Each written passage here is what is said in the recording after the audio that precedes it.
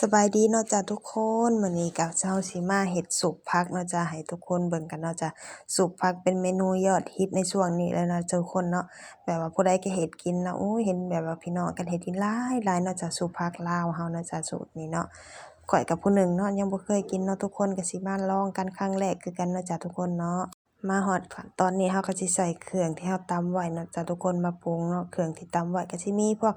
ขิงพวกหอมแดงพวกพริกอิหยังนี่เนาะจ้ะทุกคนเนาะที่เราเตรียมเราอิหยังไว้หั้นแหละไผมักจั่งใดก็ใส่จั่งซั้นเนาะต่อด้วยอิหยังเพิ่มความกลมกล่อมใส่อูมามิแหน่เนาะจักหน่อยทุกคนใส่น้อยแซ่บน้อยใส่หลายแซ่บหลายเด้เพิ่นว่าทุกคนอันนี้ก็มักแบบนัวหลายหั้นนะก็เลยใส่หลายแหน่จักหน่อยเนาะจ้ะทุกคนเนาะ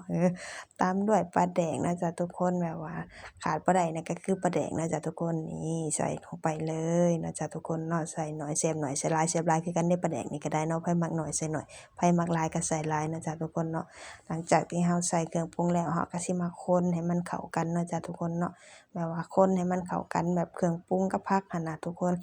ผักนี่ก็สิเป็นผักรวมเนาะจ้ะทุกคนส่วนหลายก็ได้แบบไผมักผักอิหยังก็ใส่ผักอันนั้นไปเนาะจ้ะทุกคนเนาะอันนี้หลังจากที่เราคนแล้วก็หน้าตามันสิออกมาเป็นจังซี่เป็นจั่งใดทุกคนน่ากินบ่นี่มาเด้อทุกคนมากินนำกันเด้อจ้ะมีไผเคยกินแล้วเคยลองแล้วบ่จ้ะทุกคนก็ทักคอมเมนต์มาบอกกันแหน่เด้อว่ามีไผเคยกินเคยลองแล้วก็ได้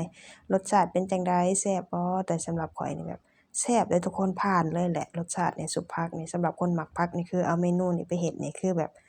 ผ่านเลยแหละทุกคนนี่มาเด้อจ้ามากินนำกันเด้อทุกคน